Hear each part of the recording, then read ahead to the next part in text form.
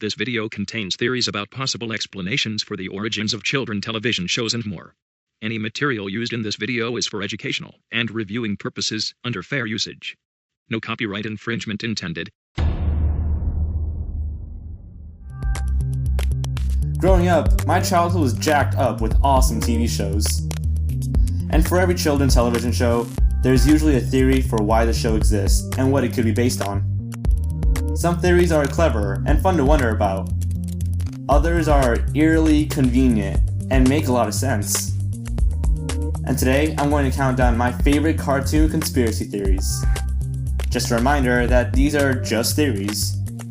And while some might find them stupid and pointless, I think they're cool and interesting. It's fun to overthink. With that being said, here are the top 20 cartoon conspiracy theories. This channel has no regard for your childhood. It will be ruined.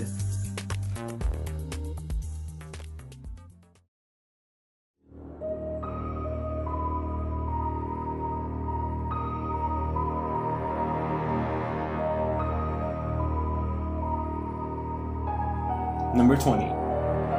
Samurai Jack and the Powerpuff Girls are in the same universe. Not much is said about this theory, other than some comparisons. Like how Professor Utonium and Samurai Jack look really alike. There seems to be a post-apocalyptic version of the city of Townsville in Samurai Jack. And this sign of the dog from the Powerpuff Girls in both shows. Coincidence? I think not. Maybe some fatal fight between the Powerpuff Girls and some enemy almost destroyed the world. Then the professor, being a scientist, pulled a Captain America on us and made himself a super samurai. We don't know, but it's an interesting theory with interesting evidence. Number 19. Inspector Gadget. Dr. Claw is the real Inspector Gadget. The show never bothered to explain some things. Like, how does this idiot of an inspector have robotic parts in his body? Must be an accident, right? And Dr. Claw, the main antagonist, seems to have a strange, damaged voice and a metal hand, as if it's an artificial limb. The theory is that Dr. Claw was once the original Inspector Gadget, but died. Penny, his conveniently smart niece, revived him as a robot. This is why even though she always gets captured, Penny never really gets hurt, being the only thing that Dr. Claw really cares for. Number 18. The Tick is some kid's sick imagination. This theory explains that the Tick is really just a kid with a blood disease that he got from a tick, fantasizing about being a superhero whilst in bed.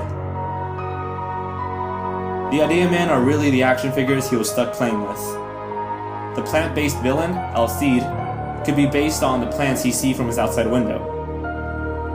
Chair-faced Chippendale is, of course, a chair. Arthur represents the boy's divorced father. Since he is an accountant flying around in a white suit, the boy never really knew him that well. American Maid is the boy's mother, which is why even though she's super sexualized, the tech never really shows any interest in her. Number 17. ScoobyDoo post-depression theory. The original ScoobyDoo series takes place after a horrible economic depression. Everything is abandoned and falling apart, and all the villains are people who would normally be really respected. Professors, museum creators, celebrities, who have fallen into hard times just like everybody else. How many times have the gang helped someone not go out of business? Number 16. The Smurf represents Nazis. The creator of the Smurfs, Pierre Killeford, was born in Belgium in 1928, which means that he spent his childhood under Nazi occupation. First, the Smurfs' common enemy is the sorcerer Gargamel, whose plan is to steal the Smurfs and turn them into gold. With his big nose and money-hungry attitude, he could be a Jewish stereotype. He also has a cat named Azrael, whose name comes from Jewish mysticism.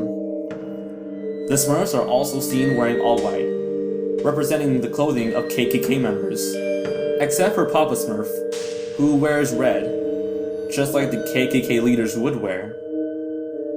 The Smurfs being all blue represents Aryan purity, the idea of everyone having blue eyes and blonde hair.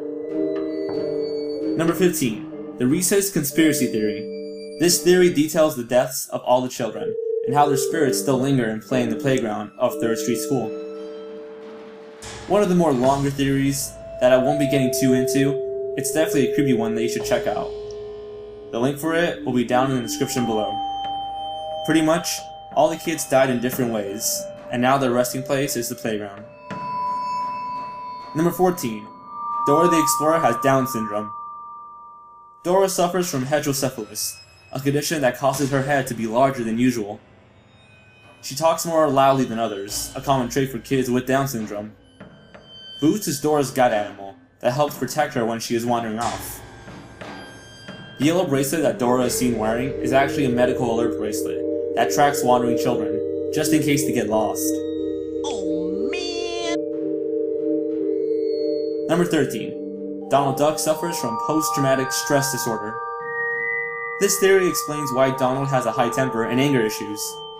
It's because of him being drafted into the war, which is true. In the earlier comics, he would get flashbacks of his time in World War II. Hello, please. Before the war, this comic strip shows Donald trying to catch whoever is stealing out of his icebox using a camera.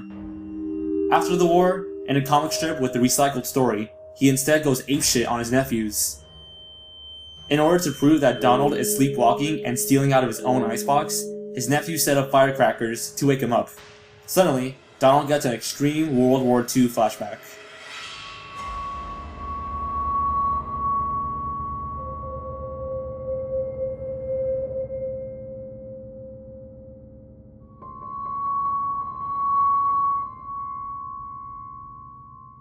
Number 12.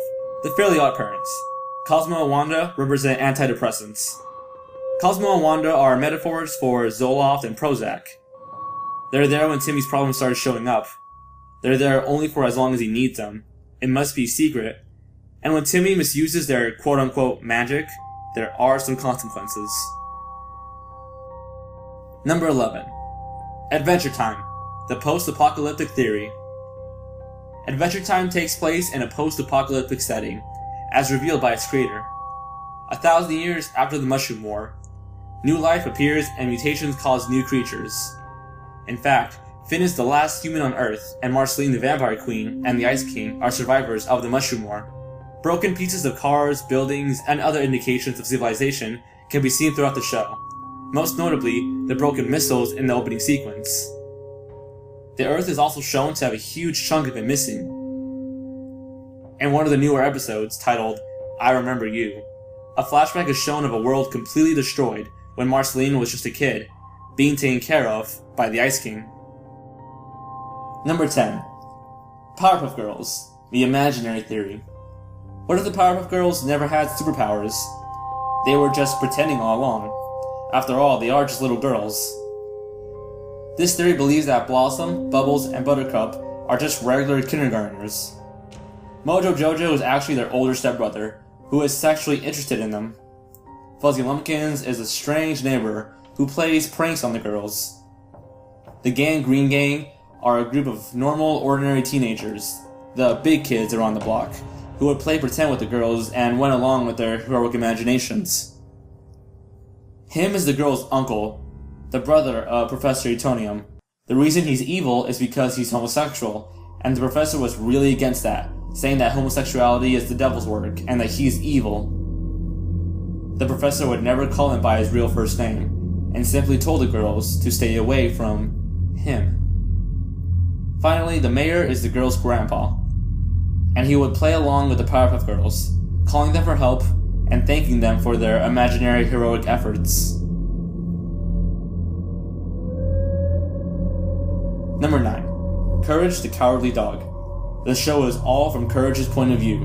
One theory on Reddit proposes that all the so-called monsters are just normal people, but from a dog's point of view, they're monsters. Courage actually lives in a normal farm, but believes that him and his family live in the middle of nowhere because his owners never walked him, so he doesn't know what's out there. This theory also explains why Muriel and Eustace never realize the terrible danger they're in. Eustace is also the one who seems to get screwed over at the end of every episode, even though he's completely fine and has no memory of the incident in the next episode. Number 8. The Flintstones takes place in the future. In the 1987 film The Jetsons Meet the Flintstones, Elroy makes a machine that sends the Jetsons to the future when the machine suddenly screws up at the last second and instead sends them to the past, where they meet the Flintstones. But what if the machine actually did work and they did meet the Flintstones in the future? Now, the setting for the Flintstones doesn't look like jack shit of the future. But what if it takes place in a post-apocalyptic future that's reverted man back to the Stone Age? But how did this future end up so bleak and primitive? Remember, the Flintstones aired from 1960 to 1966, the height of the Cold War. Maybe some nuclear bomb between the Soviets and Americans was what destroyed the world. And because of nuclear radiation, the Jetsons had to live away from the surface and up in the sky, while the Earth healed. When the Earth finished healing, the Flintstones took place, trying to rebuild civilization. This would explain why they celebrate Christmas before the birth of Christ, and all the references, like the Beatles. It also explains why most of their primitive technology, like birds playing record players, dinosaur-powered factories, their money, and their banking system, exists. They're just rebuilding what once was. Number 7. SpongeBob SquarePants and the 7 Deadly Sins. The main characters of SpongeBob SquarePants are all based on the 7 Deadly Sins. Patrick is sloth, the sin of laziness and the unwillingness to act. Wrath is being hateful or angry, like Squidward. Greed is Mr. Krabs, always caring about money more than anything. Plankton is envy, the sin of jealousy. He is always jealous of Mr. Krabs and his success, and always tries to steal the Krabby Patty secret formula. Gluttony is when you eat too much food, which belongs to Gary. There's a running gag of SpongeBob saying, "Don't forget to feed Gary," and "I gotta feed Gary," alluding that Gary eats a lot. Pride is Sandy. She is really proud of who she is and where she comes from. Finally, the last sin is lust, which is defined as giving excessive love to everyone, obviously belonging to SpongeBob. Number 6. Pinky and the Brain. Pinky is the genius, and the brain is insane. Each episode goes like this. Brain comes up with an idea, Pinky makes an observation, but Brain ignores it, but Pinky ends up being right, and the brain's plan fails. In the second episode, Brain builds a robot suit to compete in Jeopardy, but loses because he didn't know the answer to a question that Pinky had answered correctly. Also, Pinky can read, and the Brain can't even spell his own name. But the most conclusive evidence comes from the episode The Smarts. Brain builds a machine that tells him why his plans keep failing. The machine concludes that it is all Pinky's fault, so the Brain then builds a smart machine to turn Pinky into a genius. However, Pinky's personality isn't changed at all. In fact, he finds an error in the Brain's calculations, and the real reason behind the Brain's failed plans is because of the Brain himself. Finally, the theme song says, one is a genius and one is insane. And, well, Pinky's name is first. Number 5. Ed, Ed, and Eddy, the Purgatory Theory. This theory claims that the kids of Ed, Ed, and Eddy are all dead, and living in the cul-de-sac, which is really purgatory. Each kid represents a different era of time. Rolf died a farmer in the 1900s. Johnny died in the 1920s, when owning a piece of wood as a friend was reasonable. Eddy died during the Great Depression, which is why he's so obsessed with money. Ed and Sarah died together in a car crash in the 1950s, when women were becoming stronger and zombie movies and comics were popular. Naz died a flower girl in the 1960s, with not much regard to her parents. Double D, on the other hand, had strict parents, and died with them when one of his experiments went wrong. Kevin died on his way to the hospital, after his drunk, abusive father beated him in the 1990s. Jimmy died from leukemia in the 2000s, and because of that, he was never really around any of the other kids.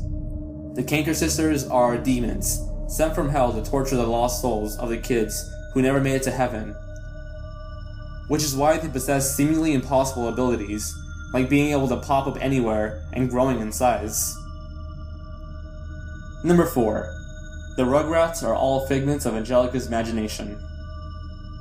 Angelica existed, but most of the Rugrats themselves didn't. Chucky died alongside with his mother, which is why Chaz is a nervous wreck all the time. On a trip to Paris, Chaz married a hooker named Kira, who had a daughter named Kimmy. Tommy died as stillborn in the 2000s. That's why his father Stu was always making toys in the basement. It was his way of coping with the loss of his only son. The DeVilles had an abortion in 2001, and Angelica didn't know whether the baby was a boy or a girl, thus creating the twins, Phil and Lil.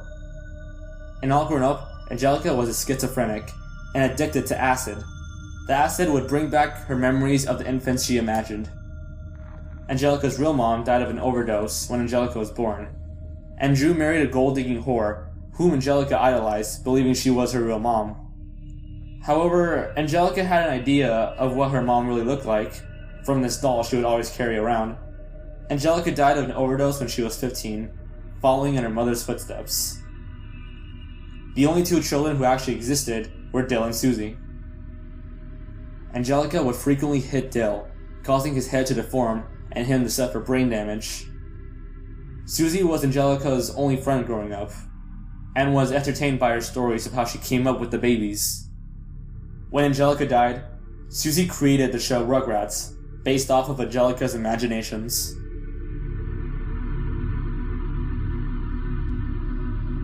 Number 3. Winnie the Pooh. Everyone is an example of a common psychiatric disorder. Winnie the Pooh has an eating disorder, explaining why he's always eating honey. Piglet has anxiety and is constantly afraid of everything. Tigger has ADHD and can't concentrate well. Rabbit has OCD, a disorder that causes excessive thoughts and compulsive tendencies. Owl has narcissistic personality disorder, believing that he is the smartest animal. Eeyore has depression, which is why he's always so down and gloomy. Finally, Christopher Robin is the only human and is the only one who can see and communicate with all these characters, because he has schizophrenia. Number 2. Pokemon. Ash's Coma Theory. Have you ever noticed that everything in Ash's world is relatively normal up until he gets struck by lightning in the first episode? There's a theory that Ash ended up in a coma after the incident.